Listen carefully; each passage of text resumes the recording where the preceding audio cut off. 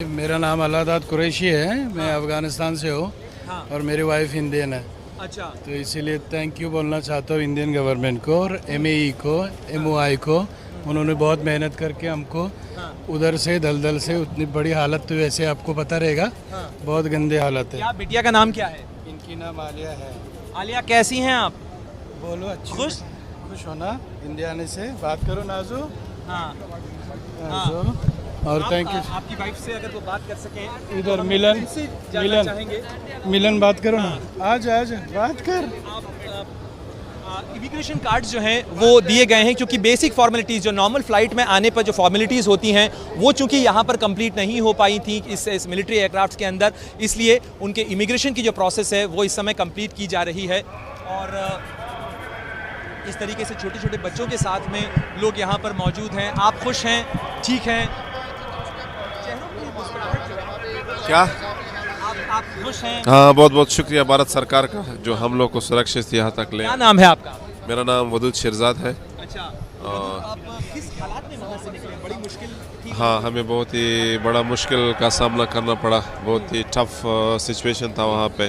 कितने समय से वदूद आप एयरपोर्ट पे फंसे हुए थे, इंतजार कर रहे थे निकलने का? एयरपोर्ट पे तो एक्चुअली हम 24 आवर तक वेट किया जो फ़्लाइट आई, क्योंकि वहाँ पर हमारे इंडियन गवर्नमेंट का कोई गलती नहीं थी उसमें। जो वहाँ पर अमेरिकन आर्मी के लोग थे, उन लोगों वहाँ पर थे वदूद? आप क्या काम करते थे वहाँ पर? कब से थे? मैं अफ़गानिस्तान में इंडियन एम्बेसी के साथ काम करता हूँ। हाँ। और तकरीबन एक हफ्ते से जो हालत हुआ था, एक हफ्ते से हम घर में फंसे हुए थे, बाहर निकलने का कोई मौका नहीं था। तो फिर बहुत बहुत शुक्रिया इंडियन गवर्नमेंट का कि उन लोगों ने स्पेशल। आप अकेले आए हैं, फैमिली के साथ आए हैं? नहीं, अभी तो मैं अकेला आया हूँ और फैमिली बाद में आएगी। फैमिली आपकी बाद में आएगी, फैमिली अभी वहाँ है, उनकी फिक्र है?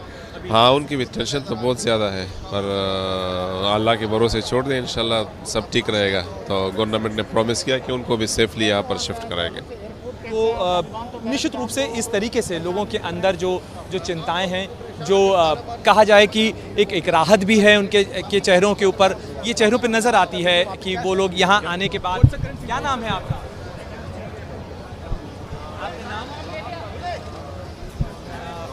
फिलहाल बात करने की स्थिति में नहीं हैं या बात नहीं करना चाह रहे हैं।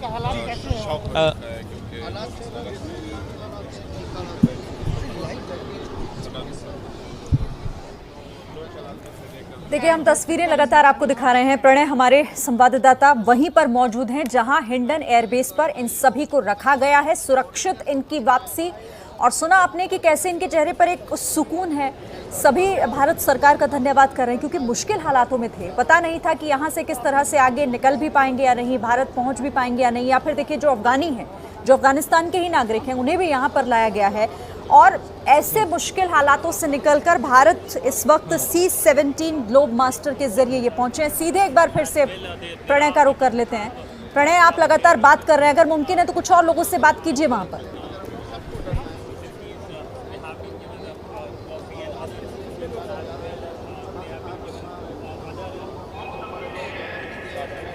शिरीन, अपना सवाल दोहराएं। प्रणय, मैं कह रही हूँ कि आप वहीं पर मौजूद हैं, बहुत सारे लोग आपके आसपास हैं, अगर मुमकिन हो तो कुछ और लोगों से बात कीजिए, पूछिए उनसे उनका अनुभव। जी जी, आप जी, हालात आप लोगों ने वहाँ पे आपका नाम? मंजीत सिंह लांबा। मंजीत सिंह जी, किन हालात के अंदर आप लौट के आए? निश्चित रूप से बड़ी मुश्किल हालात के अंदर। हमेशा ऐसा लग रहा था कि पता नहीं लोग कब आ पाएंगे, कब निकल पाएंगे। जो आप लोगों ने वहाँ, न केवल आप आए, आप लोगों ने दूसरों की भी वहाँ मदद की, काबुल के गुरुद्वारे ने लोगों की मदद की। क्या हालात थे, क्या बयां कर सकते हैं? हालात अभी उधर ठीक नहीं है। उधर हमारी और संगत भी अभी गुरुद्वारे में फंसी हुई है। हम गवर्नमेंट से यही ख्वाहिश करते हैं और हमारी यही पेशनजात करते हैं कि वो हमारे जो बाकी लोग गुरुद्वारे में फंसे हुए हैं उनको भी निकालना चाहिए। कितने लोग फंसे हुए हैं अभी भी? 280 बंदा अभी तक फंसा हुआ है। 280 लोग अभी भी वहाँ कारते परवान में फंसा हुआ है, गुरुद्वारा कादे परबा में। हाँ जी, हाँ। और अभी जिन हालात के अंदर कल ऐसा लग रहा था कि आप लोग पता नहीं निकल पाएंगे, नहीं निकल पाएंगे, बीच में जो है बसेस को अलग भी कर दिया गया था, तो क्या हुआ था वाकया? वो उसका मुझे कुछ पता नहीं, मैं गुरुद्वारे में था, मुझे कुछ पता नहीं उसका। अच्छा, आप उस समय गुरुद्वारे में थे, तो गुरुद्वारे के अंदर कैसे लोग मदद के लिए गुरुद्वारे को एक सेफ जगह मान के वहाँ इकट्ठे हो रहे थे? हाँ जी, हाँ, गुरुद्वारे में सब हमारे अफगान सिख बरादरी सब गुरुद्वारे में करते परवान में। तो जो इंडियन गवर्नमेंट को जो है शुक्रिया कह रहे हैं अफगान, खास तौर पर वो लोग जो अफगान सिख और हिंदूज जो वापस आ पाए हैं। थैंक यू करते हैं, शुक्रिया अदा करते हैं मोदी सरकार का और इंडिया गवर्नमेंट का। हाँ जी। तो शिरीन, आपने सुना कि किस तरीके से गवर्नमेंट ऑफ इंडिया को का शुक्रिया कर रहे हैं ख़ास तौर पर वो लोग जो यहाँ आए हैं। हम बात करने की कोशिश करेंगे कुछ और लोगों से भी, ख़ास तौर पर अनारकली कौर जो हैं वो यहाँ पे आई हैं, हम उनसे बात करने की कोशिश करेंगे। जो अफ़गान MP हैं, इसके अलावा नरेंद्र खालसा जो हैं वो भी यहाँ पर मौजूद हैं, हम उनसे बात करने की कोशिश करेंगे कि ये जो लोग हैं वो लोग न केवल खुद आने के लिए कोशिश कर रहे थे, न केवल अपने लिए इंतज़ाम कर रहे थे, बल्कि और लोगों के लिए भी इंतज़ाम कर रहे थे। बड़ी मुश्किल की स्थिति उन लोगों के लिए थी क्योंकि जी बहुत से छोटे छोटे से बच्चे हैं, ये परिवार हैं, ये बहुत लंबे समय से वहाँ इंतज़ार कर रहे थे। एयरपोर्ट के ऊपर इतने छोटे छोटे बच्चों के साथ में फैमिलीज़ इंतज़ार कर रही थी, उनके साथ साथ फैमिलीज़ इंतज़ार कर रही थी।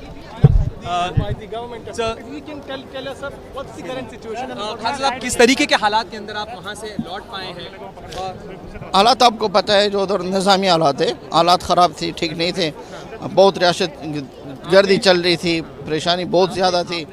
मगर जो मैं इधर पहुंचा, मैं समझा जो मेरी जान बच गई और मेरी बच्ची की जान सब कुछ बच गई।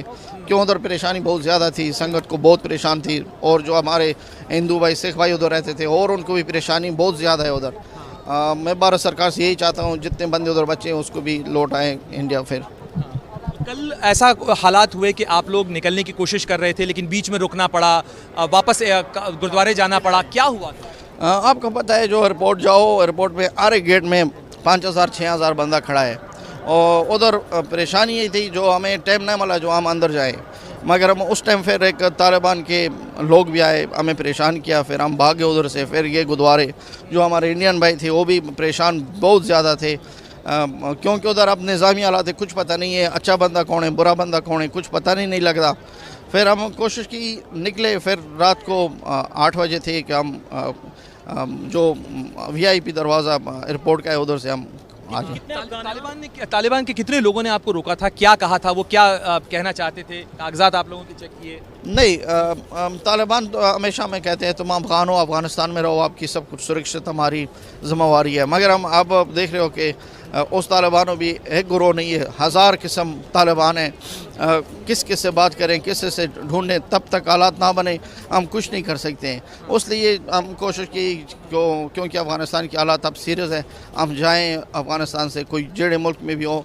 हमारे बच्चे, फैमिली, और हम उधर MP थे, हमारे घर में आए थे, हमारे गांस, कागजात, कंप्यूटर, गाड़ी, सब कुछ लेके गए। आप मेंबर ऑफ पार्लियामेंट रहे नरेंद्र खालसा, आप तो एक MP के तौर पर अपने मुल्क को छोड़ना कितने दर्द की बात लगती है? ये तो मुझे रोना था। फिर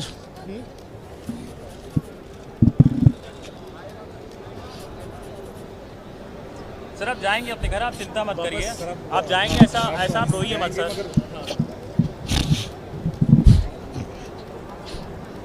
सर अफगानिस्तान के लिए कोई दुआ इस समय अगर आप कहना चाहें तो क्या कहेंगे अफगानिस्तान के लिए? बस क्या करें, जो अफ़गानिस्तान में हमारे पीढ़ियों से रह रहे थे, इस तरह हालात जो एक हमने नहीं देखा, तो जो अब देख रहे हैं उधर सब कुछ हमारे एरिया सब कुछ ख़त्म हुआ है। 20 साल जो गवर्नमेंट बनी थी, अतः सब कुछ ख़त्म है उधर, अब ज़ीरो है। निश्चित रूप से एक जो आदमी पब्लिक सर्विस में रहा हो, जिसने अपनी ज़िंदगी में दूसरों की मदद के लिए की हो, अभी भी आप लोगों ने ये इंश्योर किया कि आपके साथ साथ और लोग भी आ पाएँ। कितने लोग अभी भी फंसे हुए हैं? अभी 200 सिख हिंदू भाई फंसे हुए हैं, गुरुद्वारे में रहते हैं, जलालाबाद से आए, गजनी से आए, अभी उधर ही है। मगर हम कोशिश करते हैं वो भी आ जाए, क्योंकि अभी उधर भरोसा नहीं है, कुछ नहीं है। किस्म तालिबान है, किस्म लोग हैं, किस से लड़ें, किस से बात करें। जो उनके बड़े लोग थे, उनके साथ जो हमारे कांटेक्ट नंबर था, या हम फ़ोन किया था उन्होंने कि आप बैठो, सुरक्षित हो, कोई प्रॉब्लम नहीं, आपको तालिबान चाहिए, जो चाहिए, गुरुद्वारे के लिए सिक्योरिटी चाहिए, हम कर सकते हैं आपको दे। मगर हम फिर भी भरोसा नहीं है, क्योंकि उसमें कई किस्म लोग हैं।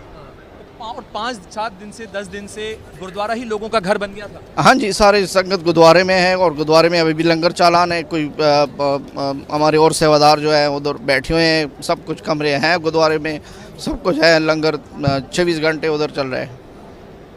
सर एक बात कर लेंगे हम सर इधर यार मेरा टिकट कंप्लीट हो जाने से ओके मेरा हो जाने दे है ना। एक मिनट। हमारे साथ अफगानिस्तान के सांसद नरेंद्र खालसा हैं। मुश्किल हालात में, चुनौतियों भरे स्थितियों के अंदर भारत लौटे हैं C-17 एयरफोर्स के विमान से। खालसा साहब, हिंदुस्तान की ज़मीन पर पहुंचकर सेफ महसूस कर रहे हैं? क्यों नहीं, ये तो हमारा दूसरा घर है। हम अगर अफ़गानी है ठीक है, मगर हम अगर अफ़गानिस्तान में रहते हैं, सब लोग कहते हैं इंडिया तुम्हारा घर है, तुम हिंदुस्तानी हो। इसमें भी खुशी की बात है, फ़ख्र की बात है, जो हम एक घर और भी रखते हैं। मगर हम अफ़गानी हैं, अफ़गानिस्तान में रहने वाले, हमारी पीढ़ियों से उधर कारोबार चल रहे हैं, बिज़नेस चल रहा है, पॉलिटिक्स चल रही है। खुदा से दुआ करते हैं जो अफ़गानिस्तान फिर बने, हम जाएँ उधर, अपनी जो गुरुद्वारे हैं, मंदिर हैं, उनकी सेवा के लिए और कौम की सेवा के लिए, जनता की सेवा के लिए फिर जाके उधर। खालसा साहब, आप लोग काफ़ी दिन से ये कोशिश कर रहे थे कि यहाँ से हालात में निकल जाएं, पिछले 3-4 दिन से कोशिश कर रहे थे। कल एयरपोर्ट के ऊपर जब आप लोग थे, अचानक तालिबान के फाइटर्स आए, आप लोगों को वहाँ से अलग कर लिया। क्या हालात थे, क्या वाक़या हुआ था, थोड़ा बताएं। मैं पहले बताया था आपको सर, तालिबान एक गुरोह नहीं है, 10-12 किस्म तालिबान है। पता नहीं उसमें तालिब कौन है और बिना तालिब कौन है, चोर कौन है और शमशेर जंग कौन है। इसलिए जब तालिबान आए थे फिर हमारी गाड़ी को अलग कर दिया, जो आप अफ़गानी हो उधर हो, इंडियन लोग अलग हो गए। फिर हम भाग गए उधर से, क्यों हमारे साथ छोटे छोटे बच्चे भी थे, फैमिली भी थी, मुश्किलात थी। हम सब क्या कह रहे थे कि आप अफ़गान हो इसलिए यही नहीं, अफ़गान की बात नहीं की उन्होंने सिर्फ बोला कि हम आपको ले जाएंगे एयरपोर्ट। मगर अब उनकी जो हालात हमने देखा, और हमारा एक दोस्त था, उसकी मोबाइल जो छीनी, मैंने समझा कि ये या चोर है या गलत लोग हैं। हम कोशिश करें कि इधर से निकलें, क्योंकि हमारे साथ सब लेडीज़ थी, इसलिए हम निकले उधर से। खालसा साहब, एक आखिरी सवाल कि आप मेंबर ऑफ पार्लियामेंट रहे हैं, अपने मुल्क के लोगों के लिए वहाँ उनकी सलामती के लिए काम कर रहे थे। 20 साल आप लोगों ने पब्लिक लाइफ में रहे हैं वहाँ पर। एक मुल्क को छोड़ना, दूसरी जगह आना, कितना दर्द लगता है? सर मैं पहले भी रोना हूँ और फिर रोऊंगा।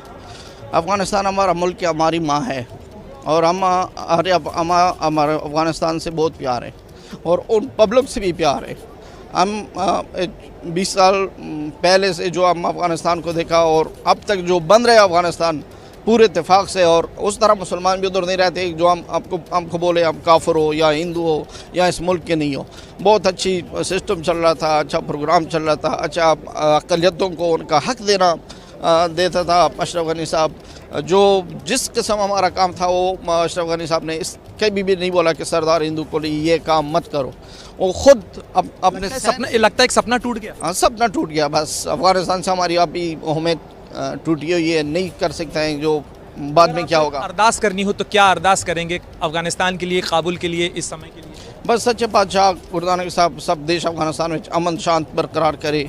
जो हम हिंदू सिख बाहर मुल्कों में रहते हैं या इंडियन आए, सब फिर जाएँ, अपने मुल्क के लिए खिदमत करें, अपने वतन के लिए खिदमत करें। हम ठीक है जानते हैं जो इंडियन हमारा मुल्क है, हमारा मज़हब है, मगर हम फिर भी हम उधर बड़े हुए हैं, उधर हम छोटे हुए हैं, उधर पैदा हुए हैं, हमारे बाप पैदा हुए हैं उधर, उससे प्यार ज़्यादा है। प्रधानमंत्री मोदी को शुक्रिया कहा? एक बार नहीं 1000 बार बोलूँगा उसको, क्योंकि बुरे टाइम में जो प्रधानमंत्री मनमोहन सिंह जी, वज़ीर ख़ारजा और इंडियन एयरफोर्स और जो हमारे दोस्त जो नरेंद्र मोदी, सब इधर हमारी मदद की, हमें इधर लाना पड़ा, सबका थैंक्स कहता हूँ। इंडिया की पूरी टीम को और गवर्नमेंट को मैं थैंक्स कह रहा हूँ कि हमें इधर पनाह दी। बातचीत करने के लिए शुक्रिया। तो ये थे नरेंद्र खालसा, जो मेंबर ऑफ पार्लियामेंट थे। उनके चेहरे पे, उनकी आंखों में उस चीज़ को देखा जा सकता है कि किन मुश्किल हालात के अंदर वो भारत आए हैं। शुक्रिया भी कह रहे हैं, लेकिन मन कहीं एक हिस्सा काबुल में छोड़कर आए हैं, ख़ास तौर पर उन लोगों के लिए जिन्हें रिप्रेजेंट करते थे, पार्लियामेंट में थे। एक सपना टूटने का दर्द उस चेहरे, उस आँख पर नज़र आता है। कैमरामैन मान के साथ Pranay Upadhyay, air force station Hindon, ABP news.